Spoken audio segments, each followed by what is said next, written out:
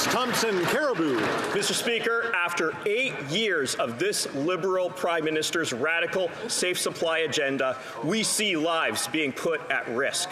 After this NDP-Liberal government decriminalized hard drugs, nurses now in northern British Columbia are being told to allow patients to use hard drugs in their rooms and have weapons in their hospital rooms.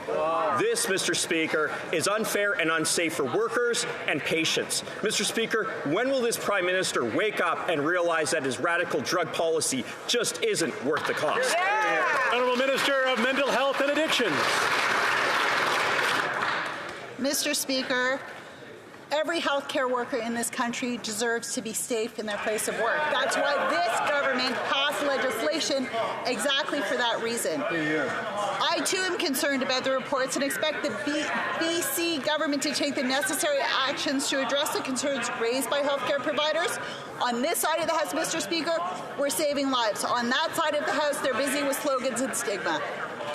The Honourable Member for Cumberland-Colchester. Mr. Speaker, 300% more government-issued opioids are being seized by police in British Columbia. More drugs on the street mean the street prices for opioids are falling across this country, and that's what we're seeing.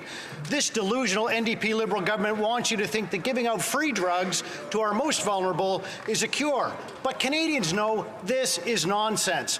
When will this narcissistic Prime Minister, who is not worth the cost, crime or corruption, end this cruel and disastrous...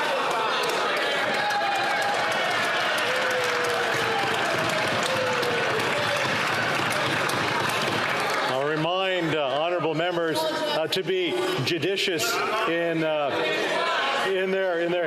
I will let the honourable member maybe rephrase that. The honourable member for Cumberland-Colchester. You know what, Mr. Speaker?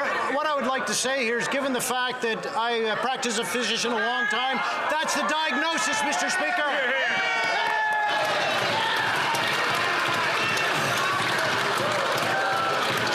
Listen, maybe we'll have a quick chat after question period. The Honourable Minister of Mental Health and Addictions. Mr. Speaker, while the Conservatives want to sow fear and stigma, on this side of the House, we know that we have to stick to the facts. The RCMP says there is no evidence to suggest widespread diversion of drugs from prescribed alternatives is happening. However, prescribed alternatives are not the issue, Mr. Speaker. Any diversion is illegal in this country, whether it's medication for ADHD, pain management, or anything else. Those are the facts, Mr. Speaker. 70% of the overdose deaths are from an illegal toxic poison supply, and I challenge the member to actually read the data.